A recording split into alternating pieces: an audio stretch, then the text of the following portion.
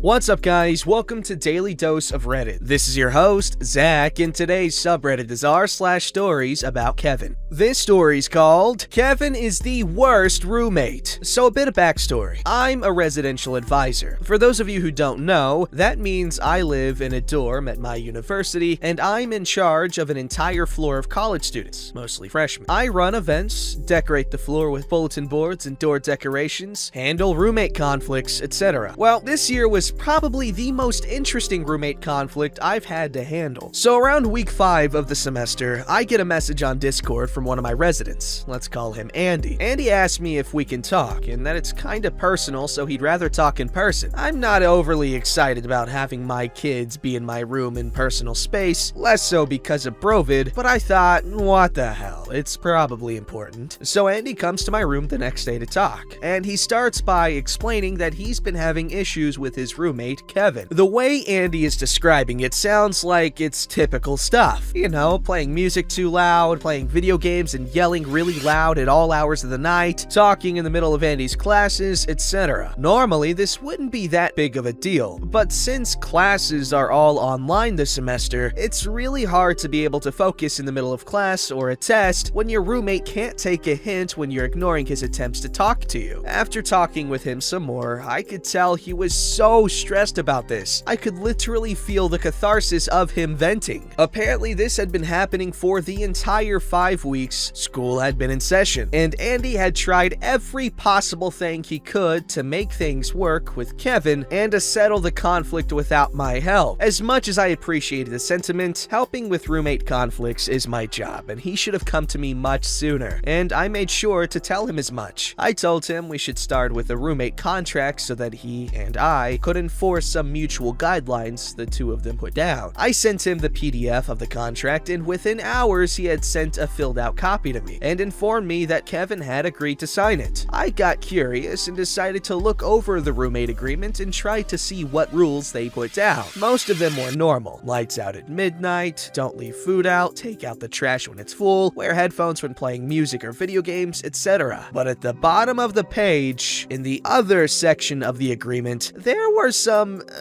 interesting additions. For example, don't turn off the other roommate's fan at night, or don't talk to the other during a quiz or exam. And then I got hit with a couple of doozies, like don't lock the door if the other is going to the bathroom in the middle of the night, and don't show your roommate an open wound. It was at that moment I realized we were dealing with a Kevin. A couple of days later, Andy asked to speak with me again, and it was here that he explained that all of the weirdly specific rules were directed specifically at Kevin. Andy had woken up 2 a.m. one night and went to the bathroom, and when he returned, the door had been locked. Kevin woke up and realized Andy was gone and thought it would be a good idea to lock the door and then go back to sleep. And Kevin is a heavy sleeper, so Andy had to knock at the door for far too long before Kevin woke up and let him back in. And then he was annoyed at Andy for disturbing his sleep. After hearing that story, I decided to ask about the open wound rule, and I honestly wish I hadn't. One weekend, Andy had gone home for the weekend, which is in a city a few hours away from my university. While he was away, Andy received a text from Kevin asking if he could borrow Andy's duct tape. Andy agreed and heard nothing from Kevin until he came back. Upon returning to his dorm, Andy walked in on Kevin standing over the trash can with his back to the door and wincing and moaning in pain. When Andy looked, Kevin was peeling a layer of duct tape off of his finger. From what I understand, Kevin had a wart on his finger and tried to use the classic home remedy of using duct tape to cover the wart, but Kevin wrapped the duct tape around his entire finger, and I guess somehow managed to mess it up because when he tried to remove the duct tape, it certainly took the wart off, but also took off a decent chunk of skin around the entire circumference of his finger where the duct tape was. Kevin then proceeded to try and wave his bleeding, raw finger in Andy's face, to which Andy threatened to vomit on him if he didn't stop. Over the next few days, Kevin kept trying to show Andy how his wound was healing, despite Andy's constant protests. As soon as I picked my jaw up off the floor after hearing that story, Andy told me the reason he wanted to meet with me again was because, surprisingly, Kevin was still at it and nothing had changed. In fact, Andy had received a warning from his professor because Kevin tried to talk to Andy in the middle of a quiz. The professor told him that if that happened again, he would fail. Kind of a schlong move for the professor, but whatever. Andy wanted a room change, and as much as I would have loved to give him one, our normal room change process is closed due to Brovid. However, I talked to my boss, and he told me at the very least attempt to mediate a conversation between the two of them, and if all else fails, we could initiate an emergency room change. So I asked them to meet in my room that weekend at a specific time. I get a knock on my door 5 minutes early and check my peephole and see none other than Kevin standing outside my door, alone. So I reluctantly open the door and let him in. I begin by asking him how things have been in the room, not wanting to take sides too early. Kevin proceeds to tell me that things are great and he's having no issues. So I point out that it seems like his roommate has been having some issues. And he just says, "Yeah, well, none of them are really that big of a deal." Right away, I'm blown away at the audacity, but I try to press a little further, reminding him that he has to share the room and that Andy is clearly uncomfortable. He then proceeds to tell me, "Well, I think Andy is just making stuff up and exaggerating to get his own room." Before I have a chance to respond, Andy knocks on my door and I call him in to join us. It's here that I learn that Andy is a freshman, as I expected, but Kevin is a junior. So I guess maybe the people in housing are Kevin's too for putting these two in the same room together. Not only that, but Kevin has had his last two roommates from his last 2 years of college move out in the middle of the semester. He claims they were both for unrelated reasons, but the best part about old room change processes is that the RA didn't have to be involved at all. If you were having roommate issues and your roommate was just so bad you didn't want to deal with your RA trying to convince you to work it out, you could just come up with another excuse to leave the room. Worked almost every time. Andy proceeds to try and voice his concerns to Kevin about issues in his room, and then brings up the fact that his professor gave him a warning because of the aforementioned quiz kerfuffle. Kevin then looks Andy dead in the eye and says, "I think you're lying. I don't think that really happened. You're just making that up to get your own room." We were speechless. And then finally, I told Kevin off for being such a jerk. I had tried to be patient up until that point, but I'd had enough. I basically told Andy I would be in contact about him getting that room change and sent them both on their way. We did, by the way, manage to get Andy into his own room. And because of Brovid, he was able to move into one of the rooms that just so happened to have been left empty on my floor. So he's still my resident. Thankfully, in the few days it took to get Andy out, nothing happened. But that was mostly because they were too annoyed with each other to say anything to one another. So that's it. Sorry this was so long and that it doesn't have a more satisfying ending. Unfortunately, showing an open, bleeding wound to your roommate isn't quite as punishable as underage drinking or smoking marijuana in the building. This was already really long, so I won't add any more to it. But let me know if you guys enjoyed this, and maybe I'll tell you about the flyer fiasco that's still happening with Kevin as we speak. Oh, maybe we'll read that one next time on Kevin Ball Z. But that was a good story. That Kevin's a jerk of a roommate, and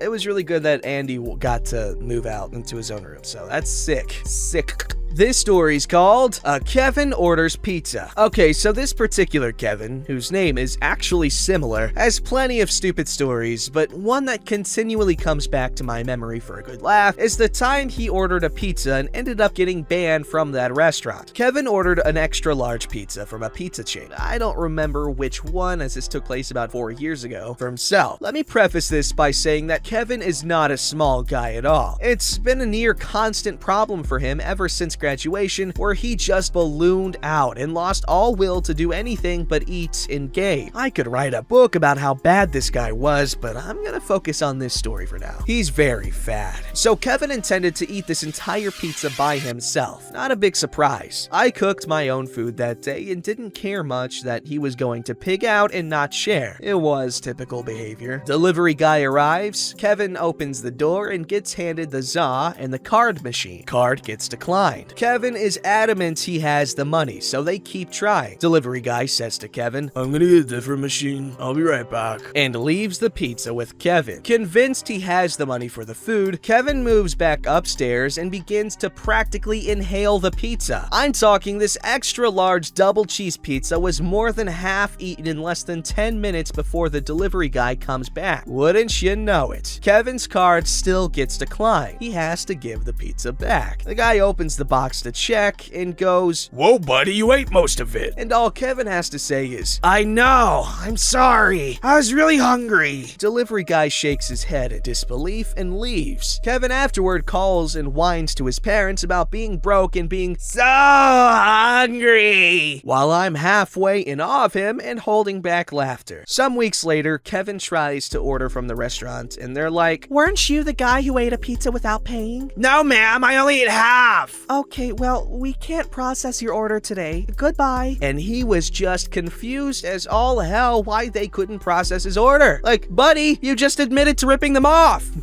That's a funny story. I like that one. But that guy needs help. Probably something like depression or something else. I don't know. But usually when someone gains a lot of weight, doesn't do anything besides eat in game, they're probably going through something. This story's called A Kevin Is Me, aka the time I almost set my uncle's house on fire. Right off the bat, I was the Kevin in this situation, but I can look back and laugh. This happened years ago when I was visiting my Uncle Dave's house for the weekend. One thing you need to know is that Uncle Dave built his own house and decided to add a fireplace. When I came over, we would have movie nights and I would light a fire and snuggle up with 2, now 3, chocolate labs. For those wondering, the dogs' names are Mishu, Daisy May, and Olive. So that night was a Friday the 13th, and we were watching movies as usual. I had been having a little too much fun with the fire and doing really dumb things, such as lighting paper airplanes on fire and shoveling hot embers and burying them with ash in the metal ash bucket. Remember that. Before someone says something about Uncle Dave being irresponsible, he would have beat my ass if he found out, and he was asleep while I was being a Kevin. At around midnight, it happened. Remember those hot embers I scooped into the ash bucket?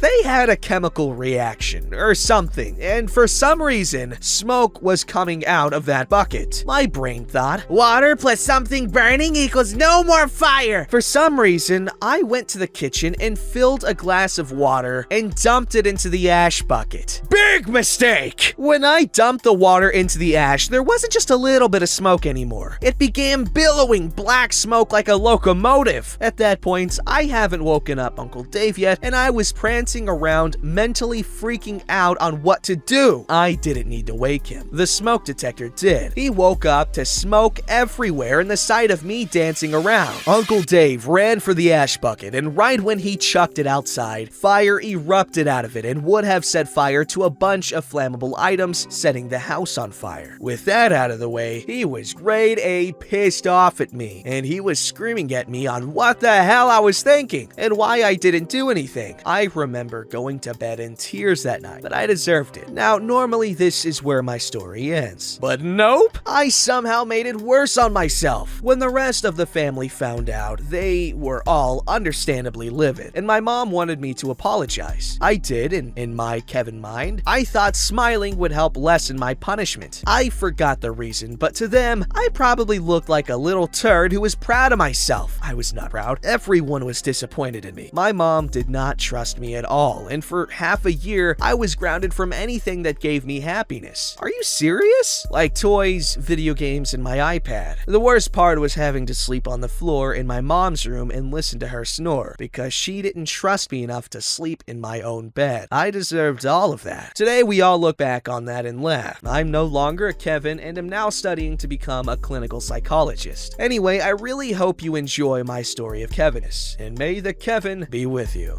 That's a bit of a harsh punishment for a kid doing an accident, or having an accident. It sounds like he pissed himself. You get what I'm saying. But I'm glad it worked out in the end, and that's terrifying. That's terrifying, but I honestly don't think OP's to blame. It's just a dumb kid thing to do. I've done stupider. Okay, I've done similar stupid things.